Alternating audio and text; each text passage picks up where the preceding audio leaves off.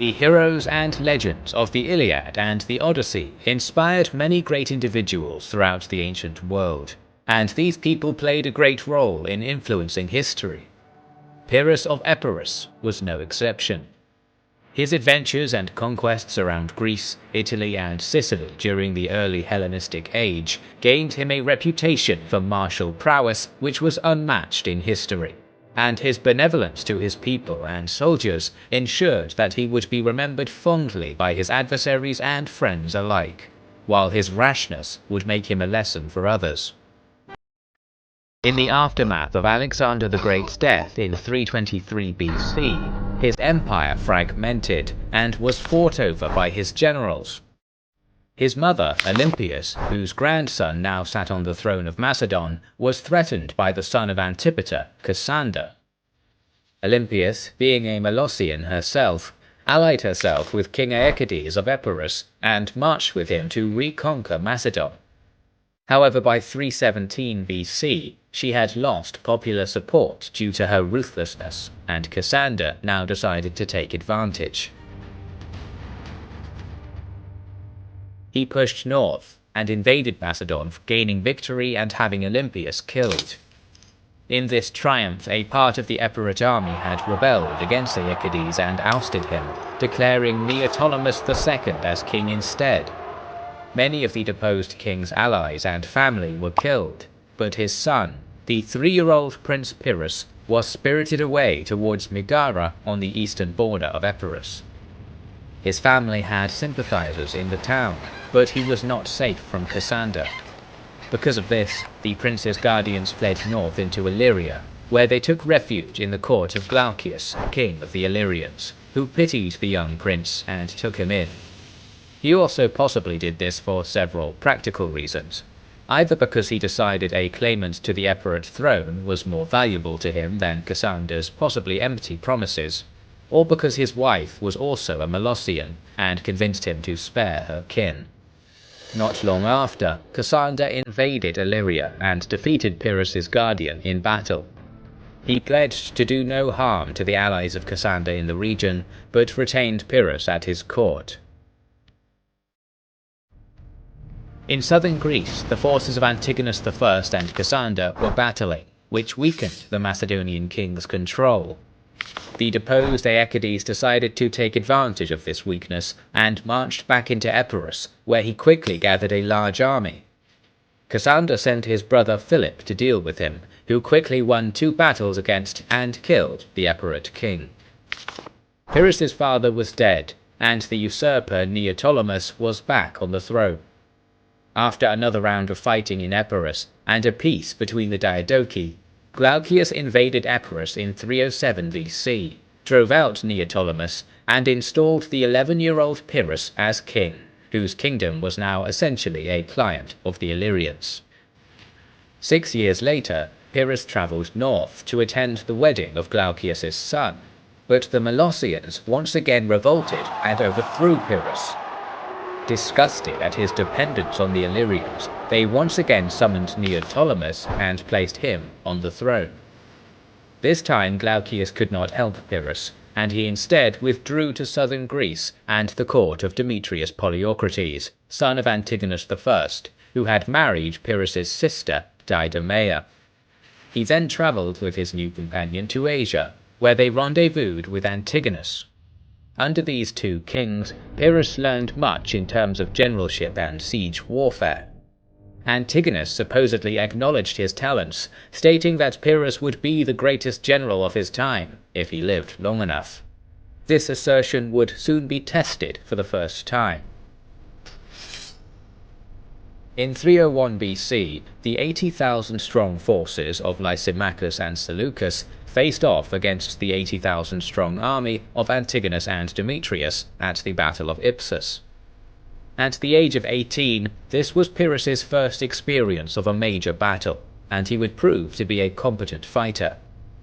As a young aristocrat, he likely fought in the cavalry alongside his brother-in-law Demetrius on the right flank. Sources do not give many details, but they say that though he was still a youth, he routed the enemy in front of him and was courageous in the melee. Nevertheless, the Antigonids lost the battle, and Pyrrhus managed to escape with Demetrius to Greece. Pyrrhus was then tasked with commanding the remaining Antigonid allies in Greece, while his superior travelled to Thrace in order to make war with Lysimachus. In 298, Demetrius made peace with Ptolemy I, who had solidified his position as the ruler of Egypt. As a part of the peace terms, Pyrrhus was sent to Egypt as a hostage, which was more of a position as an honoured guest than a prisoner in the ancient world. The new arrival impressed the court in Alexandria with his strength and prowess, both in hunting and during military exercises. His years in exile, both with the Illyrians and Demetrius, seem to have made him skillful at ingratiating himself with those he resided with. After a few months, Pyrrhus was permitted to marry Ptolemy's stepdaughter Antigone, tying him closer with the court in Egypt. In 297, Cassander died, and the Egyptian ruler provided Pyrrhus with soldiers and money so that he might reclaim his kingdom. He came to terms with Neoptolemus, and both decided to share royal power. Predictably, both kings immediately began plotting. After a conspiracy by Neoptolemus was uncovered, Pyrrhus invited him to dinner and assassinated his co-ruler, becoming the undisputed king of Epirus for decades to come. Like the other Hellenistic rulers, Pyrrhus would soon attempt to expand his kingdom at the expense of his neighbours, and he would use the Epirot army to do this. Thucydides describes the typical 5th century army of Epirus as a tribal levy, disorganized, brave when things were going their way, but quick to dishearten and flee at any setback. However, it is clear that Epirus was influenced by the reforms in the Macedonian army to its east. Their infantry fought in the close order Sarissa phalanx, and the cavalry fought with lances, similar to Alexander's companions. At the start of his reign, it is probable that this new modern army of Pyrrhus had a total of 20 to 25,000 troops, and was a match for almost any of his contemporaries. In the tumultuous struggle for the throne after the death of the former king, Pyrrhus was drawn into a civil war between Cassander's sons, the eldest Antipater and the youngest Alexander. Their mother, Thessalonike, favoured Alexander and split the kingdom between them. However, Antipater was not satisfied with this and killed their mother, seizing the whole of the country in 294 BC. In return for Stymphaea and Porawaia in Macedon, and Ambracia, Acarnania and Amphilochia in Greece, Pyrrhus agreed to help Alexander. After securing these new territories with garrisons, he conquered the rest of Macedonia and handed it over to Alexander. Lysimachus, who had been petitioned by Antipater to help, advised the two kings to come to terms, and so they did, while Pyrrhus withdrew back to Epirus. This was not the end of it. Demetrius, who had been campaigning against the Spartans, now marched north, and eventually murdered Alexander after a feast. Then he assembled the Macedonian army and proclaimed that he was the rightful claimant to the throne, and that Cassander and his sons were the murderers of Alexander the Great's family, whereas his own house had followed Alexander's legacy and attempted to keep it alive. This won the Macedonians over, and they acclaimed him the new king. By the end of 294 BC, Demetrius controlled a powerful empire, consisting of the entirety of Greece with the exceptions of Sparta, Messenia and Pyrrhus's kingdom, with which he now shared a border. The former master and apprentice would be rivals for years to come. Meanwhile, Pyrrhus's wife Antigone died in childbirth, and he embarked on a series of political marriages which gained him the island of Corcyra. The Greek cities revolted against the Macedonian king twice in 293 BC. Encouraged by this, Pyrrhus invaded the western part of his neighbour's kingdom with around 30,000 troops and exacted tribute from a few cities. Responding almost immediately, Demetrius marched against Pyrrhus with a vastly superior army, and so he retreated into Epirus before the Macedonians could bring them to battle. Before leaving to besiege Thebes, Demetrius left an 11,000-strong garrison under his best general, Pentalchus. While he was back in Epirus, Pyrrhus's wife Lanassa, the daughter of Agathocles of Syracuse, deserted him and offered herself and Corcyra to Demetrius, stating that she could no longer bear sharing her home with Pyrrhus's other barbarian wives. Without any navy to oppose his former comrade, Pyrrhus sat back and allowed Demetrius to take both Corcyra and Leucas. This was just a prelude to his future plans. Being just as restless and ambitious as Pyrrhus, Demetrius now attacked Epirus's Aetolian allies in 289, neutralizing them and leaving Pantaucus to occupy them before marching into Epirus. He marched north through the mountain passes to invade Ambracia, while Pyrrhus, hearing of the invasion, quickly assembled a force to oppose Demetrius and marched south down the coastal road. However, as the two armies were now on different roads, they passed one another by. While the unopposed invader now plundered the Epirot countryside, Pyrrhus encountered the 10,000-strong Macedonian force of Pantaucus, which had been left to garrison Aetolia. The army of Epirus likely numbered around 20,000 soldiers and heavily outnumbered their enemy. It is probable that, due to the veteran nature of the soldiers, Pantaucus' reputation as Demetrius' most competent commander, and the mountainous terrain of Aetolia, the battle was evenly matched despite Pyrrhus' numerical advantage. The Macedonians held firm despite the heavy fighting. During this melee, the two commanders sought one another out, and Pantaucus challenged the Epirot king to individual combat. Pyrrhus, not being one to yield to anyone in daring and prowess, accepted this challenge. After first throwing their spears at one another, the two combatants duelled with swords. Pyrrhus was wounded at first, but then quickly gave Pantaucus 2 wounds in return, one on the thigh and then the deciding wound to the neck. Demetrius' general was then carried away by his bodyguards, and being inspired by their commander's victory, the Epirot phalanx cut their enemy to pieces, killed many in the pursuit, and captured 5,000 prisoners, whom Pyrrhus promptly released. This was Pyrrhus' first victory as a commander, and he had conducted himself in a brilliant manner, both in his generalship of the army and his personal courage in the duel. His army, jubilant with victory, now gave him the title Eagle, a moniker which would remain with Pyrrhus throughout his life and future conquests. The Epirot king, in an act of humility to his soldiers, stated, "Through you I am an eagle, for how should I not be when I have your arms to sustain me?" In addition, the defeated Macedonians now had a high opinion of Pyrrhus and his skill in arms, a fact that would play a part in the wars to come. Demetrius' theft of his wife and the island of Corcyra embittered Pyrrhus, and when he discovered his foe was seriously ill in the wake of the Epirot victory over Pantaucus, he sent an invading army into Macedonia in late 289. He was initially only attempting to plunder the countryside, but without Demetrius to lead the defense, he met almost no resistance, reaching Ägäe before he was repelled. When Demetrius had recovered, he gathered a huge army and intended to reclaim his father's old Asiatic possessions, so made peace with Pyrrhus. Confronted by Demetrius' huge Macedonian army, the other kings, Ptolemy, Seleucus and Lysimachus, formed an alliance in order to cut their old Antigonid foe down to size for a second time. The alliance sent embassies and letters to Pyrrhus in Epirus, advising him of the best time to attack when Demetrius was occupied with the other kings. Pyrrhus may have been hesitant, but to remain neutral would have resulted in no gain. If Demetrius gained victory, he could overwhelm Epirus at any point, and if the allies won and Pyrrhus was not part of the alliance, he would reap none of the spoils.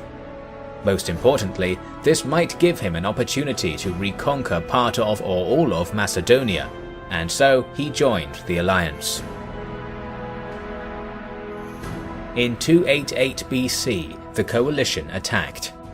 Ptolemy sailed from Egypt in the south to attack Demetrius with a huge fleet of ships, while Lysimachus thrust into Upper Macedonia from his lands in Thrace.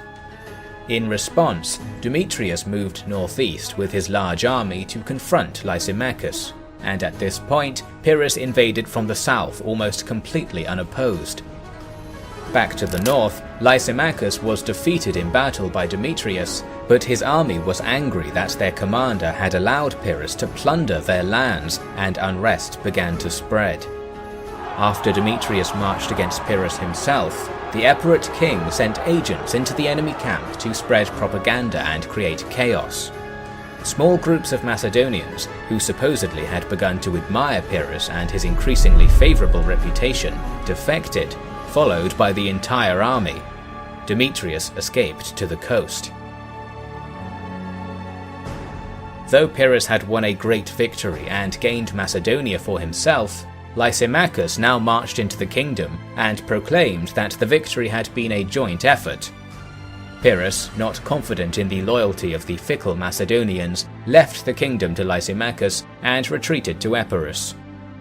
Over the next few years, Demetrius I finally perished, and his holdings were inherited by his son, Antigonus Gonatus. Lysimachus attempted to isolate Pyrrhus, but in 282 he was attacked by Seleucus. At the Battle of Corupedium, Lysimachus was defeated and killed, while Seleucus was murdered shortly after. His murderer, Ptolemy the Thunderbolt, wasted no time after his treacherous act and was declared king by the Macedonian army. The only other claimant to the throne of Macedon was Pyrrhus, but he would soon decide on another course of action to the west. Meanwhile, on the Italian peninsula, the southward expansion of a new power, Rome, was threatening the independent Greek colonies in Magna Graecia. One of these cities, Tarentum, a colony built by the Spartans, was the most powerful, and had provoked the Romans by attacking their ships and humiliating their envoys. Now worried about Rome, the Tarentines, who governed democratically at this point, voted to send an embassy to Epirus asking for assistance in 281 BC. Pyrrhus agreed, but demanded that Tarentum must pay the costs of the war and give him supreme command of the allied forces. To further pressure his western rival into going to Italy so that he could concentrate on the east, Ptolemy the Thunderbolt of Macedon offered Pyrrhus 5,000 more phalangites for the campaign. In early 280 BC, Tarentum sent its fleet to transport Pyrrhus's army to Italy. The force which embarked in Epirus consisted of 20,000 men, mostly Macedonian and Epirot Sarissa pikemen, and possibly some mercenaries, 3,000 cavalry, 2,000 archers, 500 slingers, and 20 war elephants. After landing, the king began to militarize Tarentum and deal with any political enemies there, while the Romans did the same in the cities under their control. Preparing for the coming conflict, consul Publius Valerius Levinus was given command of 4 legions and was ordered to march directly against Tarentum. They wanted to force Pyrrhus into battle before his Greek allies arrived, and raided the countryside while pushing south. In mid-280 BC, their plan succeeded, and, learning that the Romans were bearing down on the Greek city of Heraclea, Pyrrhus marched to meet his new foe for the first time.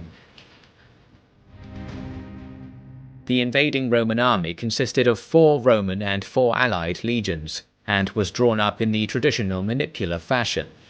Young Hastati manned the front ranks, more experienced Principes filled in behind them, and veteran Triarii stood in reserve. In total, the Romans had around 40,000 legionnaires. In addition, 2,400 Roman and allied cavalry were placed on the wings. They were commanded by Consul Levinus. Meanwhile, Pyrrhus's initial force of 25,500 infantry had been supplemented by thousands of Magna Graecian infantry, mercenaries, and a few thousand cavalry. In total, the Greek army may have numbered around 31,000 infantry, including his 20,000 heavy phalangites and a few thousand local allies. 5,500 missile troops, including 1,000 Rhodian slingers and Thracian javelinmen, formed Pyrrhus's skirmishing force, while his 4,000 cavalry were drawn from the expert horsemen of Thessaly in Greece, who were famous for their ability to move in a diamond-shaped formation, and were armed with the xyston, a 12-foot-long two-handed spear, and some light javelins, being able to harass or charge with equal skill. In reserve were the Epirot king's 20 war elephants. In contrast to the typically aggressive Roman plan, Pyrrhus wished to delay any battle for as long as possible until his allies could rally their forces and join him. Shadowing the larger Roman force, he encamped on a plain outside the city near the left bank of the Siris River, hoping to protect the settlement on terrain suitable for his phalanx, while his enemy encamped on the other side of the river a little further upstream. When his army was resting, Pyrrhus and his friend Megacles went scouting to examine the enemy camp.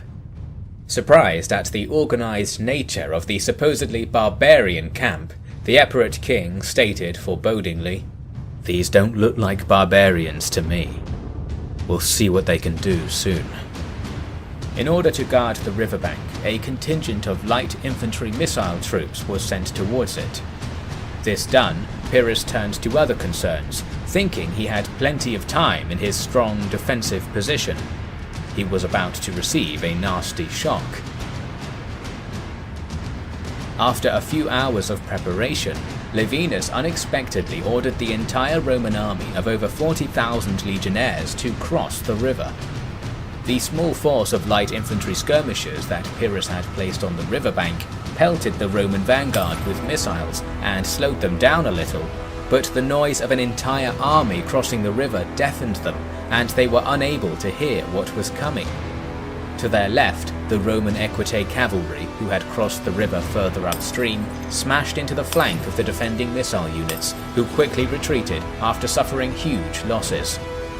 The Roman velites were now coming across, and Pyrrhus, who could not afford to lose his river defence entirely before his infantry was ready, organised his phalanx before charging ahead of them with 3,000 of his best cavalry straight into the Roman light infantry vanguard. This slowed them down and gave the phalangites a chance to catch up. As they approached the battle line, the Roman hastati crossed the river. They were better armed and armoured than the velites, who pulled back behind the line and instead engaged the cavalry on the wings. In this melee, Pyrrhus was knocked off his horse and almost killed by an enemy, which prompted him to pull back. His friend Megacles now swapped armour with Pyrrhus and donned the king's unusually magnificent armour, riding back into the fray. The Romans were now in trouble. Despite Laevinus's bold crossing of the river, the wall of pikes was now fixed and began to slowly push the doggedly determined Romans with their backs to the river. They fought with tenacity, but had not found a way to hit the phalanx in its flank or rear. Gradually, the Roman army began to melt away under the pressure of the phalanx, but then everything turned.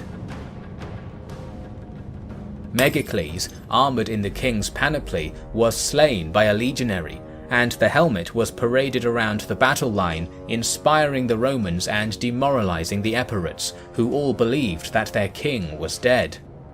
At this point, the phalanx slowly began to waver, and the Romans pushed them back from the riverbank. The real Pyrrhus, understanding that this was a key moment in the battle, charged up and down his line in an attempt to inform his troops that he was not dead, shoring up their morale.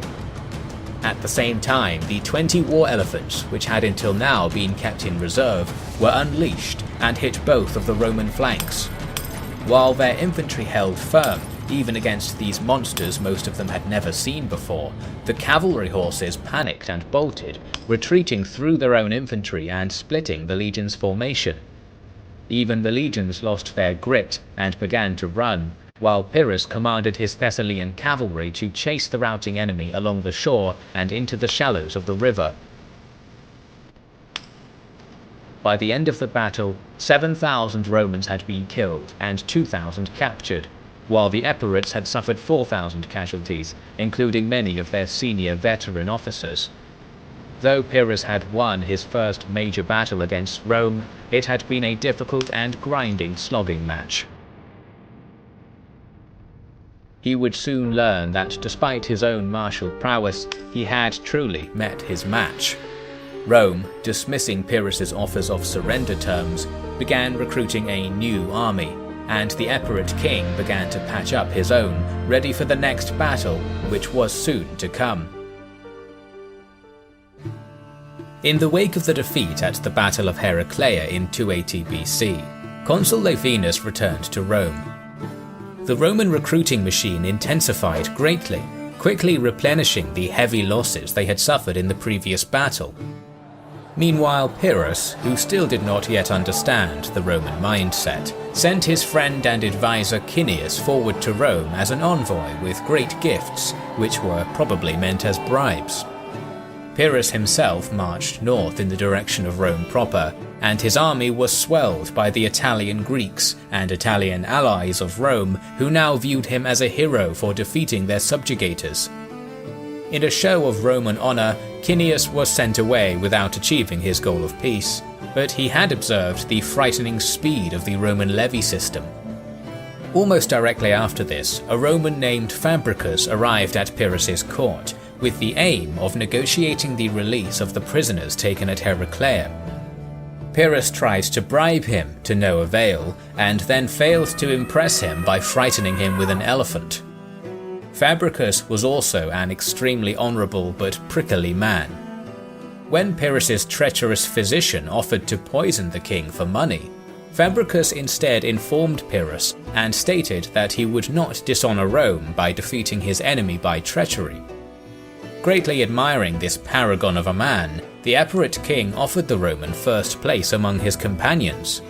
Fabricus refused, stating that if he had accepted, the Epirots would soon wish he were king instead of Pyrrhus.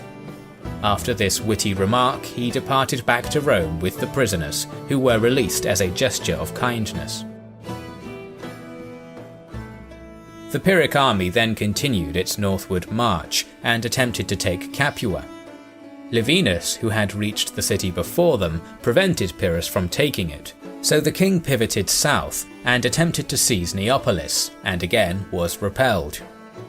After his failure to take the cities in Campania, Pyrrhus marched on Rome via the Latin Road and stopped just 6 kilometers from the city.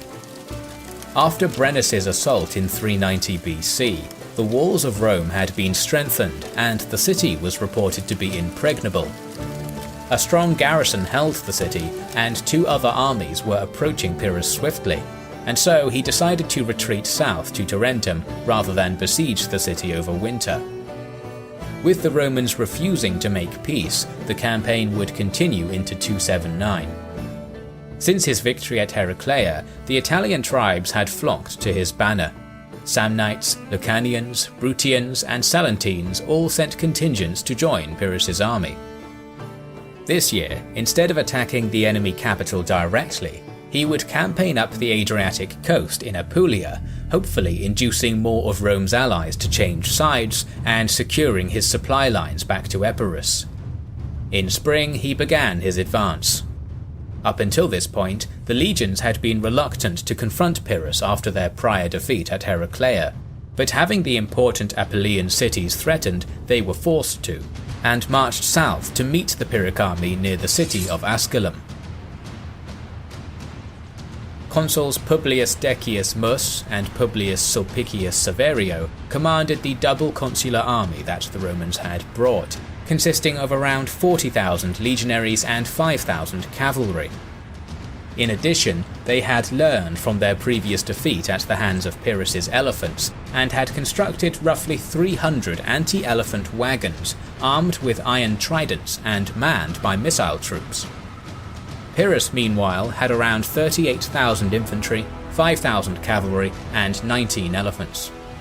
His Macedonian phalangites were ordered to the position of honour on the right wing.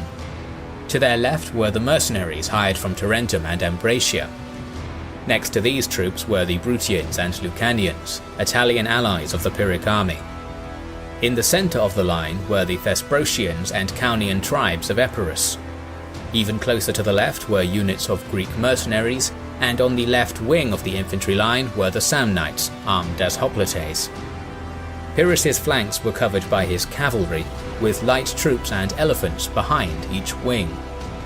Outside of the main battle line, Pyrrhus formed up with 2,000 of his elite guard as a mobile reserve, ready to move wherever they were needed. The Roman army had an excellent defensive position, anchored on the far side of a small and swiftly flowing river. Seeing this, and the uneven ground close to the river that his phalanx currently occupied, Pyrrhus retreated to flatter ground to the rear and allowed the Romans to cross the river. When both sides were on the same side of the river, they made contact. The battle between the Phalangites and legionaries in the centre was inconclusive, while the cavalry on both wings engaged one another. The Pyrrhic horsemen engaged in the Macedonian style, continuously wheeling and charging again, while the Romans reined their horses and fought like infantry. As the cavalry battle intensified, Pyrrhus called his elephants forward, but the Romans sent their wagons in as a response. While this slowed the elephants at first, the light infantry deployed with them killed the wagon crews or the oxen pulling them. Meanwhile in the centre, the Romans were getting the better of the Phalangites on the bad terrain, until the Italian allies of Pyrrhus finally broke under the pressure.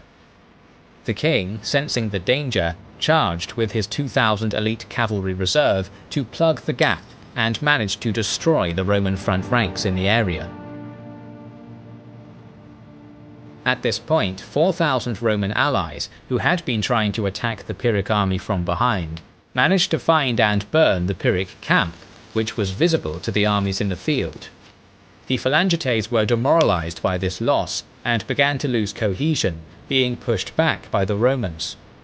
The situation looked critical, but at this moment the elephants and cavalry on the Pyrrhic wings finally managed to attack the Roman flank, which suffered heavy losses. Sensing another massacre, Rome's commanders withdrew in good order back to their camp. The battle had been another hard contest, but Pyrrhus had gained victory again, at the cost of 3,500 men, while the defeated Romans lost around 6,000. As his camp was destroyed, Pyrrhus lost a few hundred more men due to lack of shelter and provisions in the days after the battle. He surveyed the destruction and corpses all around him and famously stated, "One more victory, and we are undone." This is the origin of the term Pyrrhic victory, triumphs so costly that they are just as bad as defeats, a term which we still use 2,300 years later. After the bloody battle at Asculum, Pyrrhus once again marched back to his base at Tarentum and began to recruit fresh soldiers in order to fill his depleted ranks. As he recovered, 2 embassies arrived, each with a unique opportunity for the Epirot king. One was from Macedon back across the Adriatic, where in 279 BC, Ptolemy the Thunderbolt marched out to meet a Gallic invasion and had been killed after falling from his horse. Macedon was in trouble and needed a king who was a proven warrior. The second envoy was from the Greek cities of Sicily, which were beset by enemies, including the Mamertine mercenaries and, more importantly, the extremely wealthy Carthaginians. Likely tempted by ambitions of invading Sicily as a springboard to conquering Carthage, Pyrrhus opted for the Sicilian option, horrifying his Tarentine allies. In late summer of 278, he departed Italy for Sicily with 8,000 infantry and 2,000 cavalry, his ships managing to avoid the Carthaginian blockade of the island. Pyrrhus's force landed at the eastern coastal city of Tauromenium, where a local tyrant had already declared his allegiance to the Epirot king. From there he sailed south to Catana. The citizens welcomed him as a liberator, and the army received 3,000 reinforcements. At this point he travelled with both his army over land and ships at sea towards Syracuse. The Carthaginian army which was besieging the city had no naval support and were caught off guard by Pyrrhus's advance, retreating soon after despite their numerical advantage. After his victory at Syracuse, Pyrrhus was able to gain possession of the 140-ship-strong fleet there, which gave him an advantage over the Carthaginian fleet around the island. Now he moved west and marched on Agrigentum, where the city's tyrant, Soristratus, was also allied to him. It was here that Pyrrhus wintered and gathered his troops together before advancing further west. At the beginning of 278, the Pyrrhic army set off once again. The next city, another Heraclea, had to be stormed, and it was a sign that things were going to get much more difficult as they passed the Halicus River into Carthaginian territory. Despite this, the next major cities to the west, Selinus and Segesta, came over to Pyrrhus without a fight. This would be the last walkover he would enjoy on Sicily.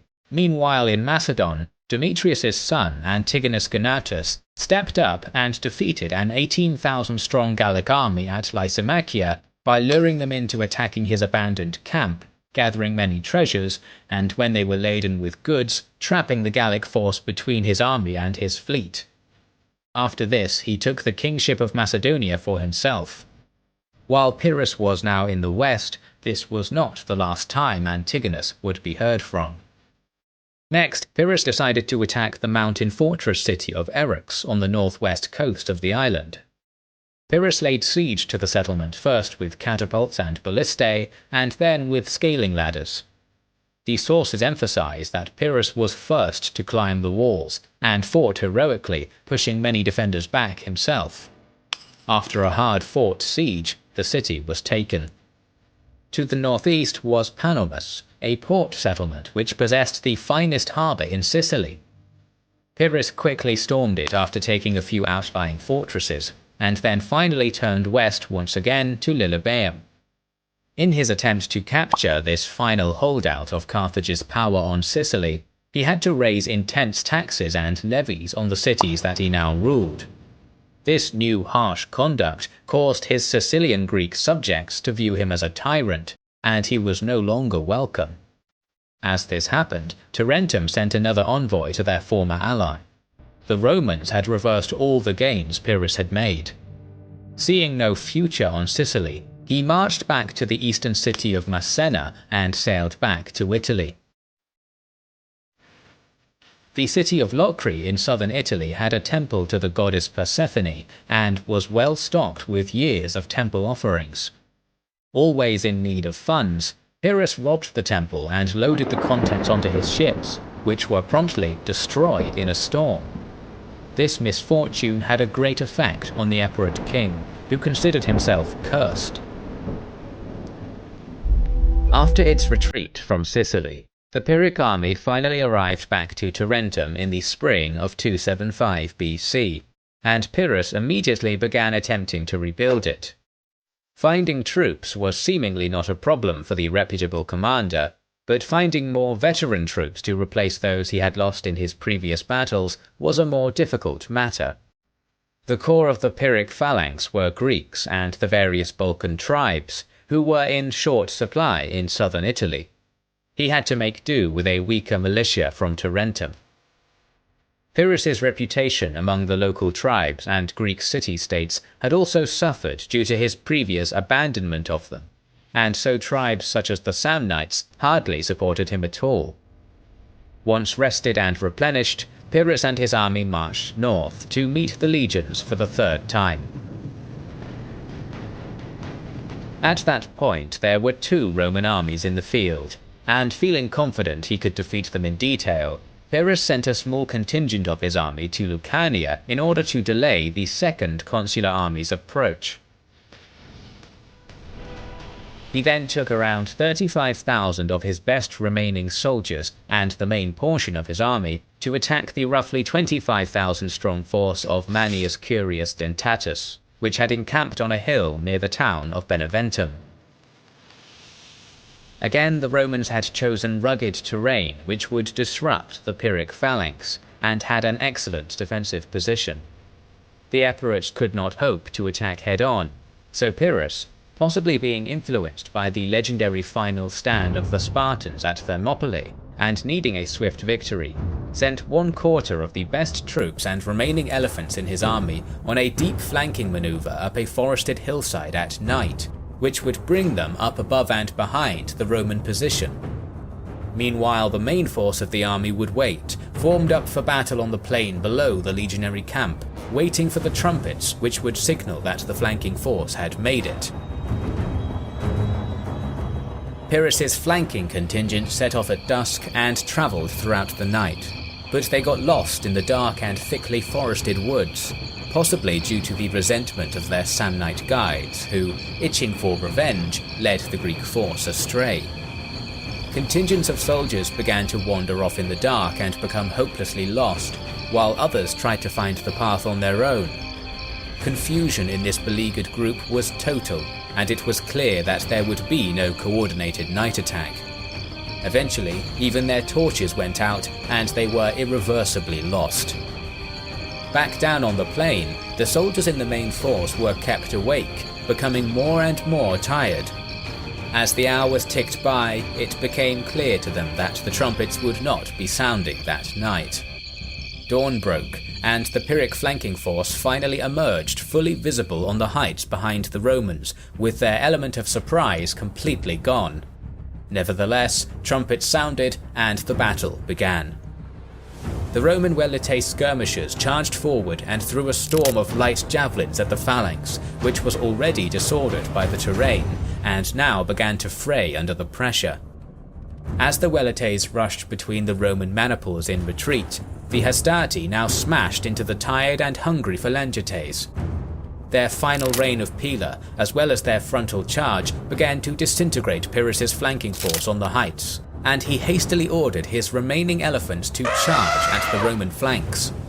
Unfortunately for him, the Romans had learned well, and shifted the Principes, in addition to the withdrawn Veletaes, to the wings, with many Pila at the ready, and they unleashed a withering hail of missiles against the elephants, which panicked and bolted, crushing many of their own tightly packed infantry as they did. Seeing that all was lost on the heights, Pyrrhus and a few hundred elite guards began to charge down the hill towards the remainder of his army and attempted to rally them, before positioning himself with the cavalry on the right flank. Turning away from Pyrrhus' now mauled flanking force, the triumphant Roman army began to charge downhill at the main body of the phalanx. As the Romans crashed into the Phalangites with immense momentum, the Pyrrhic left flank quickly caved and began to pull back, followed by the right flank. Again, the now desperate Epirot king attempted to save the situation by sending in his last remaining elephants, and again the Roman skirmishers and javelinmen scattered them. Finally, the battered and exhausted Pyrrhic soldiers could take no more, and Pyrrhus ordered an orderly retreat to prevent his entire army routing. This crushing defeat was the final straw, and Pyrrhus, whose treasury was completely empty, left a strong garrison in Tarentum before returning to his capital at Ambracia with 8,000 infantry and 500 cavalry. Despite his losses in Italy, Pyrrhus still burned with a limitless ambition, and immediately began planning his next campaign. Whether because he wished to raise more funds, or was angered at Antigonus for not supporting him in Italy, or because he wanted to become the king of Macedon, Pyrrhus attacked his eastern neighbour in 274 BC. The campaign began well, with the Epirots taking many border towns, and even having 2,000 Macedonian Phalangites defect to them. After a few weeks, Antigonus marched against the invaders and met Pyrrhus at a narrow gorge near the Aous River. Pyrrhus' veteran phalanx had the best of the initial fighting and drove the Macedonians back, while Antigonus's Galatian mercenary rearguard resisted for a short while, but were then cut to pieces and routed. This left the unengaged Antigonid elephants isolated, and their handlers surrendered both themselves and their animals to Pyrrhus. On the front line of the phalanx clash, the Macedonians were wavering, and the Epirot king decided on a bold course of action. He raised his right arm and called on the Macedonian officers by name to surrender to him. As they had on a number of earlier occasions, the fickle phalanx of Antigonus deserted en masse. The battle was over, and Antigonus fled with a few bodyguards to Thessalonica. Pyrrhus now followed up his victory by overrunning all of Thessaly and most of Upper Macedonia, while Antigonus managed to hang on to some of the coastal cities with his strong navy. Always the tactician and never the strategist, Pyrrhus failed to finish off Antigonus when he had the chance, and he would pay the price. a rejected Spartan royal candidate named Cleonymus appeared at the Epirot court and approached Pyrrhus, proposing a plan to overthrow the Spartan king Areus and place himself on the throne while the king was campaigning in Crete. The opportunity to place his own puppet on one of Sparta's thrones was too tempting, as it would allow the conquest of the remaining Antigonid strongholds in southern Greece. With 25,000 infantry, 2,000 cavalry and 24 elephants, Pyrrhus invaded the Peloponnese in 272 BC, crossing the Gulf of Corinth by sea, as the only land route into the area at the Isthmus of Corinth was occupied by Antigonid forces. The Pyrrhic army disembarked and then marched south towards Megalopolis in Arcadia, where he was met by the Spartan ambassador. Here, Pyrrhus lied and professed that he simply wished to attack the forces of Antigonus and to liberate the Greek cities from his rule. He also claimed that he wished to send his sons to Sparta for a military education, and the Spartans believed him, proceeding to reduce their patrols. Pyrrhus then betrayed the Spartans and marched on their city through the friendly territory of Messenia. By keeping to the west of the Taygetos Mountains, he concealed his movements from the Spartans and emerged to the south of Sparta, completely surprising them. Outside of the city, Pyrrhus's 27,000-strong force met Sparta's 15,000 and routed them. As he marched on the city, the Spartan council decided to send their women and children away to safety in Crete. However, when they learned of the decision, the Spartan women vigorously opposed it. One woman, known as Archidamia, came to the council with sword in hand, saying that she had no wish to live on if Sparta perished. Their resolve was strengthened by the courage that their women showed, and they began to construct defensive trenches and stone walls. As they did, however, their women came to them and told the soldiers to rest, as they would need all the strength they could get, and they themselves began to prepare the defences. In the morning, Pyrrhus led a frontal attack on the Spartan trench, but was repelled. His son Ptolemy then led a force of 2,000 Galatian and Epirot infantry around the left side of the trench, but he was ambushed from the rear by 300 men following the Spartan prince Acritatus, and Ptolemy's soldiers were almost all killed, with only a small contingent managing to make it back to the Epirot line. Pyrrhus then attempted several more times to break the Spartan defences, but the trench held firm. The Spartan women continued to assist in the battle, digging further defences and carrying the wounded away to the rear. Nightfall eventually stopped the battle. Irritated at his failure, Pyrrhus retreated and marched on Argos to intervene in a dispute. However, during the withdrawal, his son Ptolemy was killed in a Spartan ambush, and Pyrrhus descended into a black mood. Two politicians, Aristeus and Aristippus, were feuding in Argos. As Aristippus was an ally of Antigonus, it was only natural that Aristeus sought aid from Pyrrhus. As he arrived near the city, Pyrrhus saw that his rival Antigonus had already occupied the heights above the plain, and challenged him to come down onto the plain and fight for the kingdom. Antigonus, who was a much more cautious and less glory-seeking character than Pyrrhus, declined and retreated slightly from the city, as his army was much smaller than that of Pyrrhus. During the night, Pyrrhus's allies within Argos opened one of the gates into the city, and his Galatian mercenaries took possession of the marketplace along with his elephants. The Argives, who learned of the attack, sounded the alarm and rushed to take strong points in the city. In addition, they sent messages to Antigonus asking for help. He had not withdrawn far and quickly marched back to his position outside the city, sending a contingent inside in order to assist against Pyrrhus. At the same time, Spartan king Areus came with a force of 1,000 lightly armed Spartans and Cretans. The Argives, along with their new allies, attacked the Galatian mercenaries. However, as the night progressed, the darkness caused both sides to become confused, and so the fighting died down until morning. When the sun rose and illuminated the situation, Pyrrhus was concerned by the numbers of the enemy troops in the city and decided to retreat, but was worried by the narrowness of the gates. He sent a message to his son Helenus to tear down a part of the city wall to allow a quicker withdrawal, but the courier misheard the order due to the noise of fighting. Instead, he delivered an order to march to his father's assistance in the city, and his relief force clashed head-on with his father's retreating force.